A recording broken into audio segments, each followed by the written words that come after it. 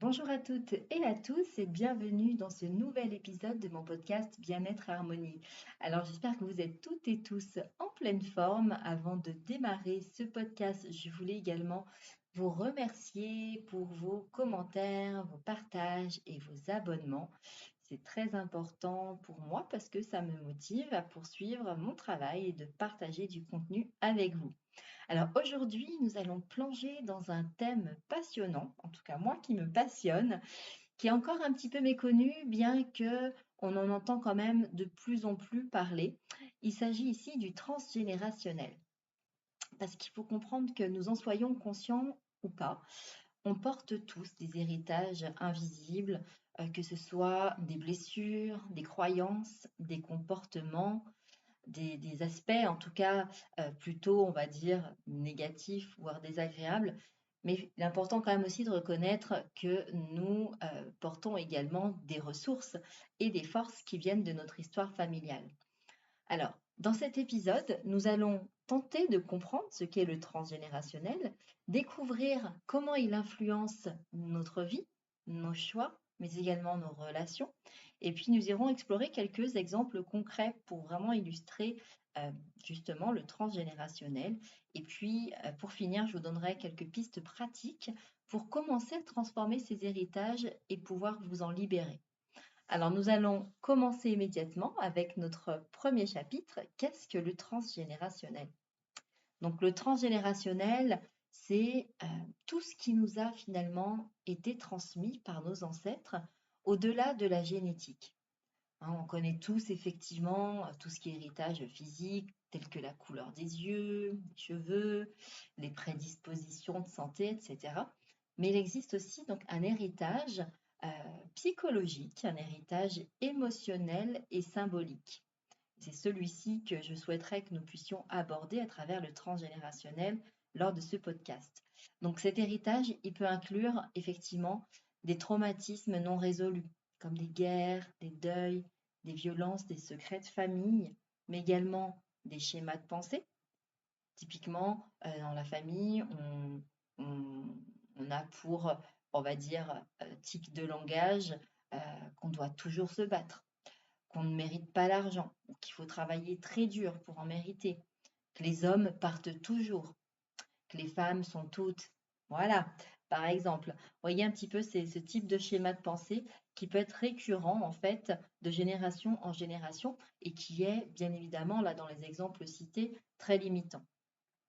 Mais également cet héritage transgénérationnel va pouvoir également inclure des émotions refoulées, pardon, telles que des peurs, des colères, la culpabilité, la honte, euh, encore la tristesse. Ça peut être aussi euh, des deuils qui n'ont pas été réalisés et qui ont laissé comme empreinte une émotion qui n'a pas pu être finalement être reconnue et être libérée. Mais également, je vous l'ai dit un petit peu en préambule, des forces comme le courage, la résilience, bien la créativité ou encore pourquoi pas la capacité d'aimer. Donc on parle souvent ici pour inclure, pour finalement parler de cet héritage transgénérationnel, on va souvent parler de loyauté invisible parce que finalement ce sont comme des fidélités inconscientes qui nous poussent à répéter les histoires familiales même si elles nous font souffrir. Par exemple, les femmes dans telle famille, elles se sont toutes mariées avant 25 ans, par exemple. Même si c'était du coup pas forcément une relation très stable ou très saine. Vous voyez ce genre d'exemple. Alors, comment elles vont se manifester finalement? Comment va se manifester cet héritage transgénérationnel dans notre vie? Donc, ces transmissions, elles peuvent se manifester de manière subtile ou très marquée. Donc, pour donner quelques exemples concrets, ici, pour vraiment que vous puissiez peut-être essayer de reconnaître et de comprendre ce qui se joue. Un exemple, une femme qui vit des ruptures amoureuses répétitives sans comprendre pourquoi, et qui va, en creusant un petit peu, découvrir que sa grand-mère a été abandonnée a été abandonnée par son conjoint et que finalement cela n'a jamais été vraiment nommé. Il y avait une forme de honte derrière, quelque chose en fait qui n'a pas été, en tout cas qui n'a pas pu se dire ou qui n'a pas pu se digérer. qui a été vraiment vécu comme une souffrance et qui, comme cela n'a pas pu être entendu, n'a pas pu être reconnu, aujourd'hui, en fait, euh, cette femme qui vit des ruptures répétitives, vit en fait cela pour venir comme réparer, comme venir finalement honorer et reconnaître l'histoire de sa grand-mère. Un autre exemple, un homme qui, au niveau professionnel, se sent en fait coupable de réussir et qui va avoir tendance à saboter sa carrière. Il va changer même d'entreprise, il va pouvoir peut-être même se mettre à son compte. Et toujours au moment en fait où il va pouvoir réussir, il, il a comme c'est bien sûr c'est inconscient, hein, consciemment il a envie de réussir, mais inconsciemment il y a une forme d'auto-sabotage et il va mettre fin à chaque fois à sa carrière ou en tout cas aux promotions auxquelles il aurait pu accéder.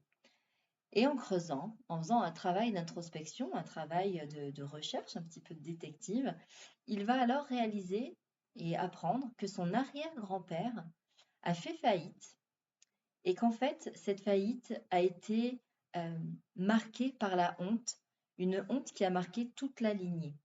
Personne n'a pu, à ce moment-là non plus, hein, n'a pu vraiment finalement reconnaître ce sentiment de honte, vraiment quelque chose, en plus la honte, c'est vrai que c'est particulier, c'est une émotion qu'on va avoir tendance à cacher, à camoufler, et malgré tout qui est bien présente.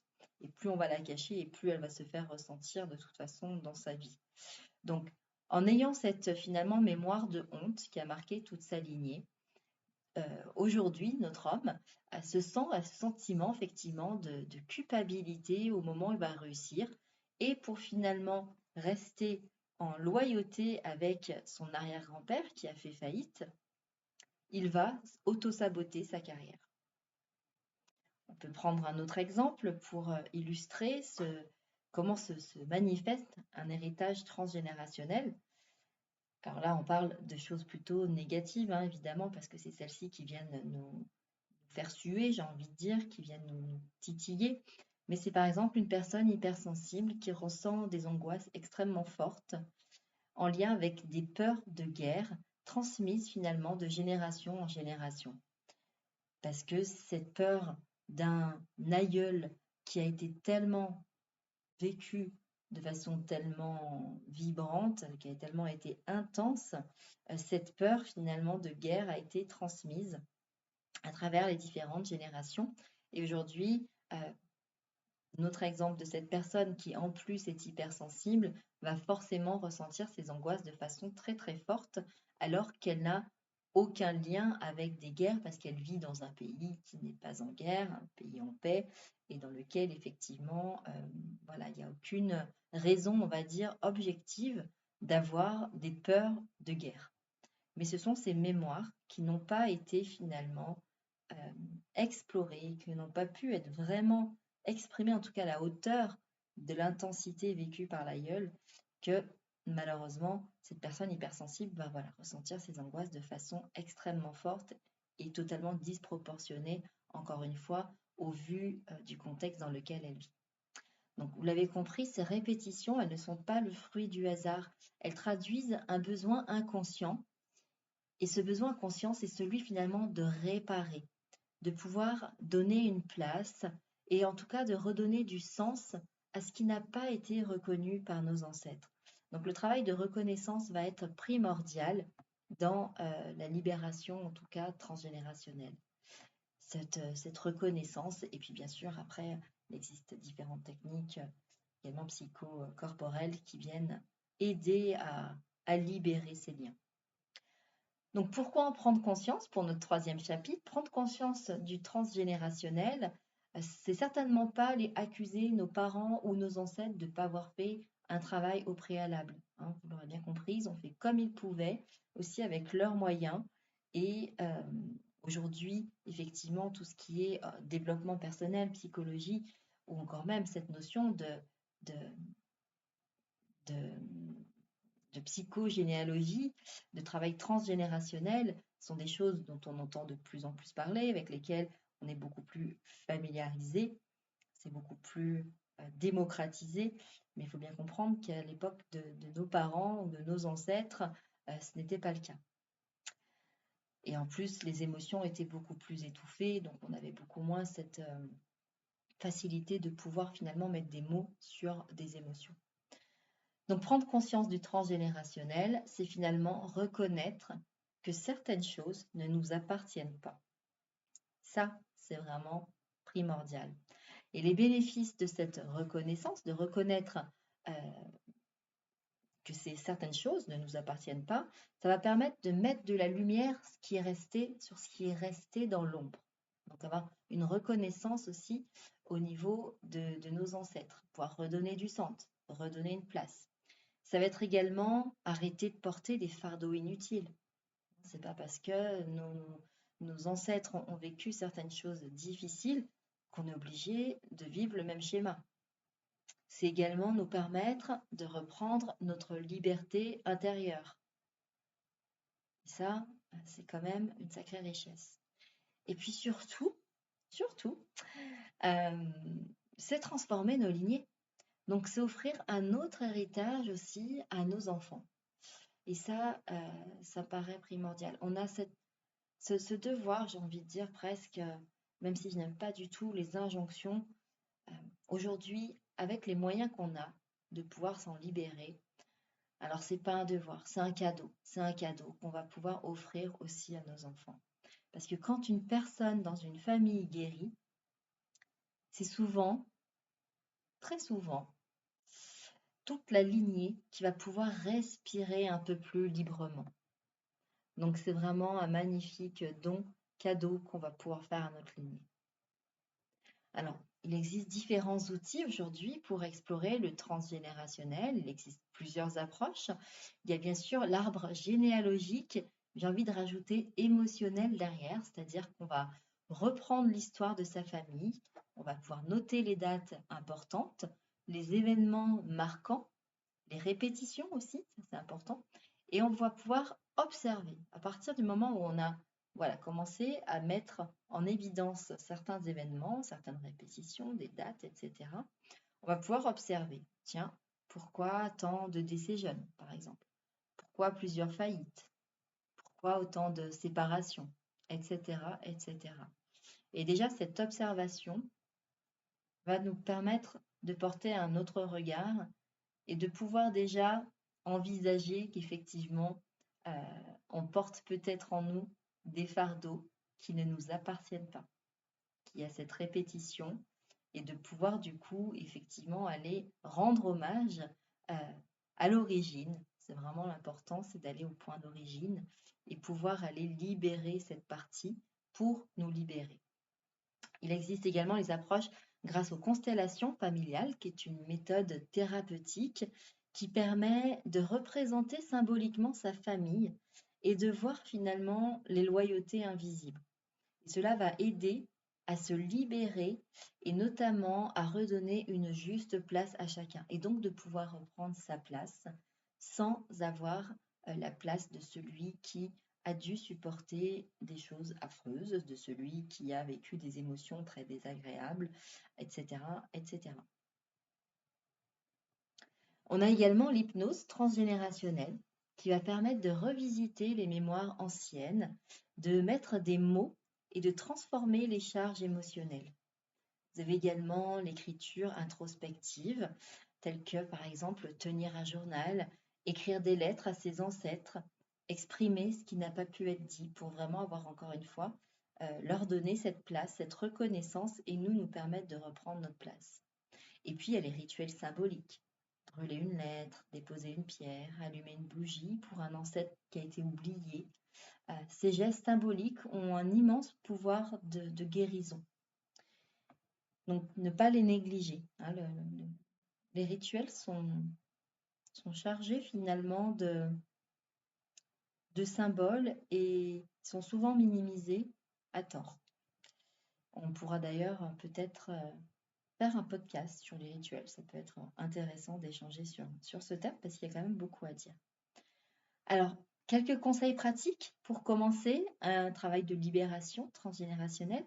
J'ai partagé avec vous quelques étapes simples pour entamer votre propre exploration. C'est un exemple parmi tant d'autres, c'est une approche parmi tant d'autres, mais voilà, ça peut être le moyen de commencer, en tout cas d'initier quelque chose. Ce que je vous invite à faire dans un premier temps, ça va être d'observer les répétitions dans votre vie. Est-ce qu'il y a des schémas, pardon, qui reviennent régulièrement, qui reviennent souvent? Est-ce qu'il y a des émotions qui vous paraissent disproportionnées par rapport à un contexte, par rapport à une situation? Ça va être le premier point, voilà, c'est vraiment d'observer les répétitions dans votre vie. Dans un second temps, vous allez vous poser des questions sur votre lignée. C'est important de commencer vraiment par vous. Parce que si vous commencez par la lignée, vous risquez finalement de vous rajouter des mots, MAUX, que vous n'aviez pas forcément. Mais voilà, par observation, il se peut qu'il y ait ce transfert. Donc, important, on commence par soi. Quel schéma, nous, dans notre vie, revient souvent, ou reviennent souvent au pluriel? Quelles émotions vous semblent disproportionnées? Et ensuite, vous vous posez des questions sur votre lignée. Qu'est-ce qui s'est passé du côté de mon père? Qu'est-ce qui s'est passé du côté de ma mère? Y a-t-il des tabous? Y a-t-il des secrets? Des silences? Donc là, c'est vraiment un petit travail d'investigation qui peut nécessiter effectivement de, de sortir de sa zone de confort pour aller un petit peu questionner ses parents, les grands-parents, pour ceux qui ont la chance de les avoir encore, euh, peut-être les frères et sœurs, les oncles et tantes, parce qu'ils ont peut-être des informations que vos parents ne vous ont pas transmises, pas forcément par volonté de ne pas vous les transmettre, mais parfois par omission, parce qu'ils ne voient pas ou ne pensent pas l'importance que ça peut avoir. Alors qu'un oncle et une tante, eux, avec la distance un peu plus émotionnelle qu'ils peuvent avoir avec vous, peuvent se sentir beaucoup plus libres, ou en tout cas penser plus naturellement à vous transmettre ces informations. Ensuite, dans un troisième point, je vous inviterai à faire un exercice d'écriture. Prenez une feuille, vous écrivez une lettre à votre ancêtre, celui pour lequel vous avez compris qu'il y avait peut-être un schéma, qu'il y avait peut-être une transmission de cet ancêtre à vous-même. Et vous écrivez, cher ancêtre, donc si c'est votre père, cher papa, un grand-père, cher papy, cher pépé, peu importe le nom que vous pouvez l'appeler, ou cher ancêtre si effectivement celui-là remonte un peu plus loin. Généralement, on peut monter jusqu'aux arrière-grands-parents, c'est suffisant. Ensuite, ça revient de toute façon. Donc, si vous remontez à l'arrière-grands-parents, arrière-grands-parents, normalement, vous avez ce qu'il faut. Donc, cher ancêtre, pardon, je sens que je porte quelque chose qui ne me appartient pas. Je te rends ce poids avec amour et respect. Et je choisis de vivre ma propre vie. Je répète cette phrase. Cher ancêtre, je sens que je porte quelque chose qui ne m'appartient pas. Je te rends ce poids avec amour et respect. Je choisis de vivre ma propre vie. Et ensuite, une fois que vous avez donc fait ce petit travail d'écriture, donc vous pouvez préciser si vous avez déterminé de quoi il s'agissait. Voilà, je porte cette blessure d'abandon qui ne m'appartient pas, par exemple, je te rends ce poids, etc., avec amour et respect. Bien sûr, n'hésitez pas à préciser, vous voyez ce que vous aurez trouvé. Et ensuite, vous mettez en place un petit rituel de libération, tout simplement en brûlant cette lettre en totale conscience. Donc, vous la brûlez bien évidemment dans un récipient adapté, on fait attention, mais vraiment en mettant énormément de conscience à ce que vous faites dans ce passage, ce rituel de libération. Et en la brûlant, vous imaginez que vous vous délestez d'un sac beaucoup trop lourd et que vous le rendez avec toute votre gratitude. Et dans un cinquième temps, vous pouvez accepter la part aussi de lumière, la part de qualité héritée. Donc je vous invite à prendre un autre papier et puis à noter sur celui-ci quelles sont les qualités, les forces, les ressources qui viennent de votre famille et de remercier là vos ancêtres pour ces dons.